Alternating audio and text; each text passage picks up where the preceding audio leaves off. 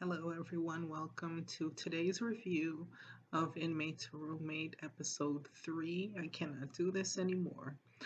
We start off the episode with Shauna, Mark, and Bill. They're sitting around having breakfast. This is Bill's first breakfast since being released. This is the morning after. And they're discussing Bill's plans, asking him, what he plans to do. Um, since or now that he's out, I should say. They're having a vegetarian breakfast because they're vegetarian. And Bill isn't feeling it. He jokes around like asking where's the bacon and stuff like that. And Shauna and Mark do not find that amusing at all. Um, so Bill goes into asking them why the rules are so strict, specifically regarding the movies and things of that nature. So Mark is pretty concerned with Bill being at the house and how he's going to do now that he's out. And what's his name? Mark states that he says that temptation um, and lust leads to a dangerous path. So he's really concerned that Bill is so focused on stuff like that that it'll put him back down on a bad path. Or I'm thinking that he's concerned about, of course, Bill being in the house with the wife and just that whole situation. But that's pretty much what they discuss. And Mark was pretty stern. He's strict. He's like, the rules are the rules, you have to follow them. The end. We then see Mark giving Bill some driving lessons. um, Bill again jokes around stating that, when he drove it, he was on high speed chases and just crooked things. Mark again is not amused. He's scared while Bill is driving because Bill was really putting his pedal to the metal, just freaking out Mark. And Mark jumps back in the driver's side and is like, yeah, enough of that. Like, that's not gonna happen. I tried, but yeah. So we then see Mark and Bill go to a pawn shop, and he takes him to the shop to purchase a phone. So this will be Bill's first smartphone ever since he's been locked up for 18 years. Like he said, he's used to the Nokias and the Motorola's where they were flip phones. They were really big at that point, or like big in size. Yeah, was it that point? They were kind of, yeah, I believe they were still kind of huge phones around that time. And so, he's a bit concerned about, or not concerned, I should say. He was like intimidated by learning how to use a smartphone. He asked the guy at the shop that was attending to them, do I have to like take lessons to learn how to use the phone? And the guy was like, lessons for what? But they explained that he's been away for all those years and he's just trying to get um, acclimated to everything, or try to get acclimated, I should say, to the outside world at this point. And so while they're looking for the phone, Bill mentions to the camera crew that he's excited about the phone because he'll be able to um, be connected with his girlfriend, whose name is Mary, and she lives in Central California. And they've been like communicating for 3 months, or they've been together for 3 months.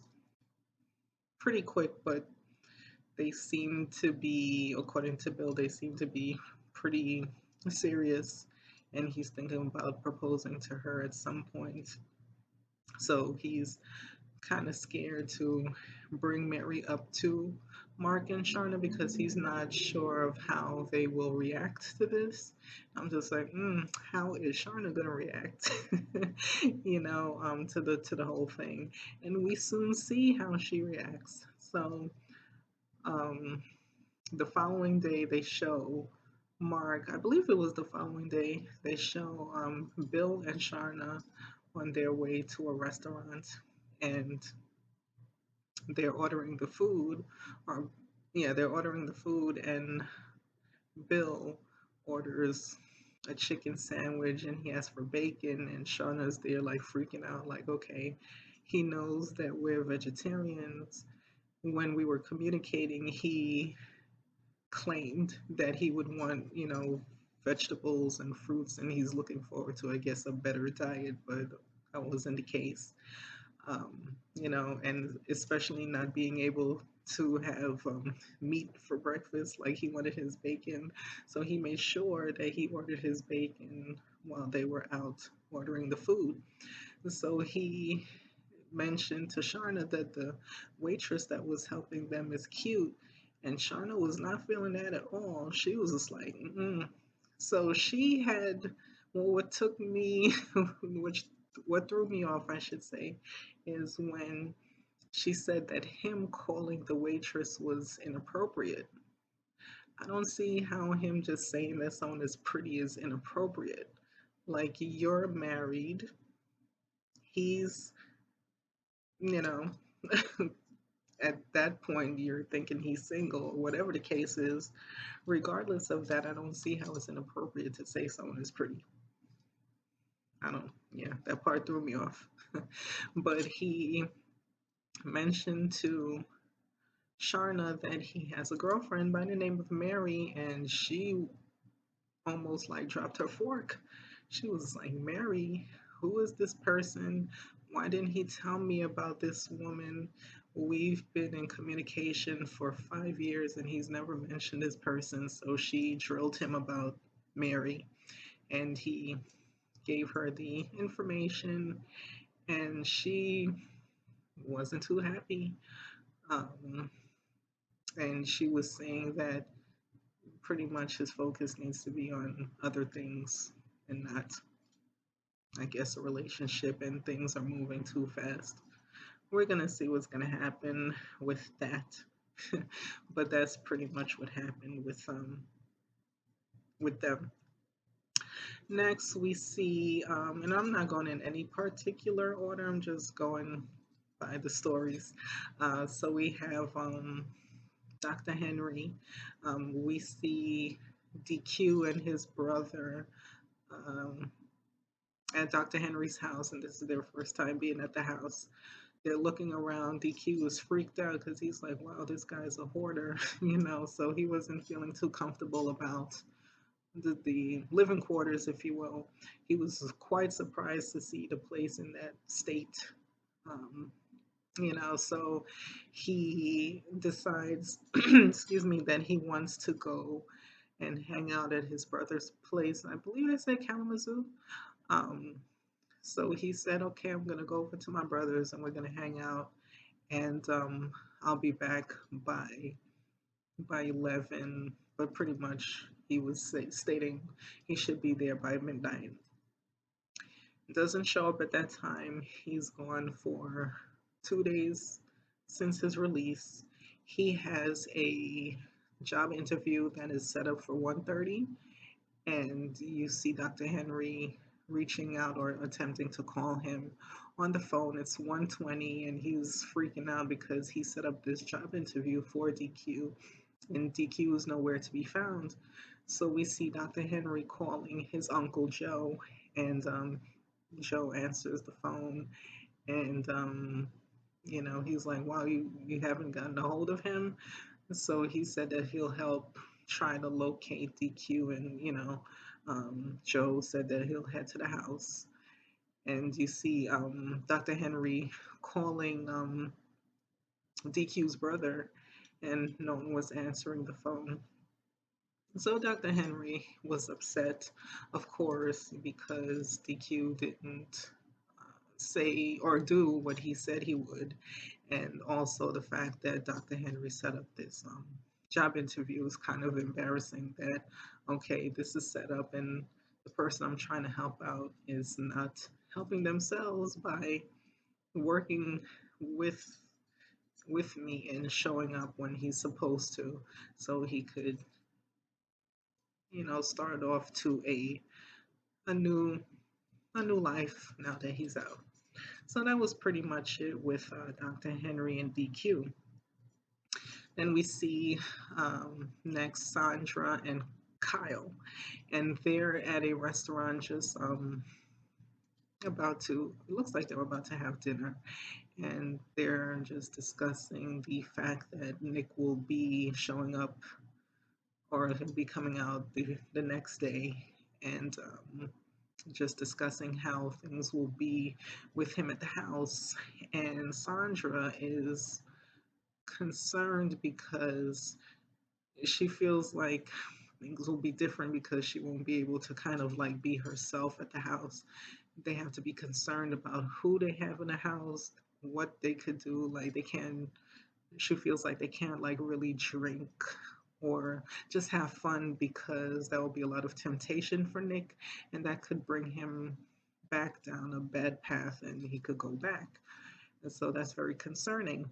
Also, like she had mentioned in the previous episode, she's known people down similar paths, and it's very concerning because she's tried to help them and they have not um, taken her help.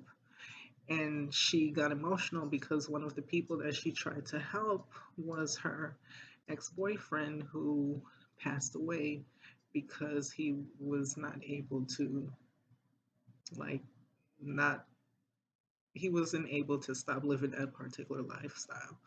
And so she got extremely emotional, and that's totally understandable. So the following day, see them headed to pick Nick up, and Nick comes out, and he's so happy and grateful that they're opening their home to him, and he's just happy to be out. He's talking about, or he mentioned how he spent 2 birthdays in there, and he's just happy to just start a new life. So that was pretty much it with them. Then we see Artie, and she's still upset, fussing about how Javon has not been back since he's been out. Well, since he left to go to his family's house. And so then, while she was in the kitchen, then we hear someone knocking on the door, and it's Javon. And she comes out, and she's like, well, pretty much like, where were you? He said, well, I told you I was at my family's house. And she was just like, wow, for the 2 days, like, he didn't even think to reach out to me. And he felt some type of way that she was feeling this type of way, and then they got into like a little, like a little scuffle, verbal scuffle. And she was just like, well, you could have at least picked up the phone and called me for a quick 5 minutes, let me know what's good, say hello, stuff like that. And he wasn't really thinking that deep into it. So he said, like, my bad, like, I'll do better the next time. She invites him in because she said that she was cooking. And so he took a while to go upstairs in his room and kind of cool off. And then he went downstairs while she was finishing up cooking. So they're about to eat, and then her son shows up to the house to visit, and then also to kind of like check out this guy that's staying with his mother. So her son's name is Steven. So he comes into the house and he's giving Javon, like the stern talking to, like, I'm very concerned that you're in the house with my mother. I'm not sure what type of person you are. I don't know if she's in danger. All of this is understandable. And Javon understands Steven's concern, but at the same time, he was just like, like this younger fellow is coming at me all, like hard. And he respects him, but at the same time, he seemed like he was like, like kind of chill on your tone, I'm older than you, and that type of thing. But all in all, he understood where Stephen was coming from. So that was pretty much it with that particular story. Then we go into the last like clip of the show. It was just like within the last few minutes before the episode ended, and it's Aaron, and he's finally been released, and he sees the letter that Robert wrote to him. The letter Robert wrote was to apologize for not being able to let him stay at the house anymore because Aaron was not returning any of Robert's phone calls. Neither was his mother. And so Robert was concerned about that. So he's like, nah, I can't have him at the house if no one's communicating with me and letting me know what's going on. And so Aaron was stating that he hopefully will be able to stay at his ex coworker's house, and hopefully that'll work out for him. Then we see Robert at the house with his son Michael, and he feels like he failed Aaron. And the producers asked, "Oh, why do you think that you failed him?" And Robert got really upset, really emotional, and you know, he compared it to like offering a dog a bone and then pulling it back when the dog was about to reach for the bone. He really, really wanted to help Aaron, but all Aaron had to do was answer the phone call. It was just like something really simple, and that didn't happen. So it was sad that to see Robert so emotional like that, because you could see he genuinely like really, really wanted to help Aaron. Uh, and he even like kicked out the camera crew, like, okay, scene, like end scene, this is done.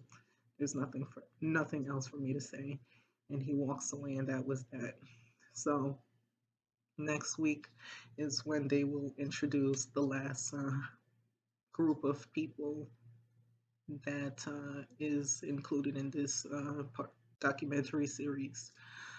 So we'll see what goes on there. So that was it. Thank you for checking out this review. And if you like the video, hit a thumbs up. Thanks. Bye bye.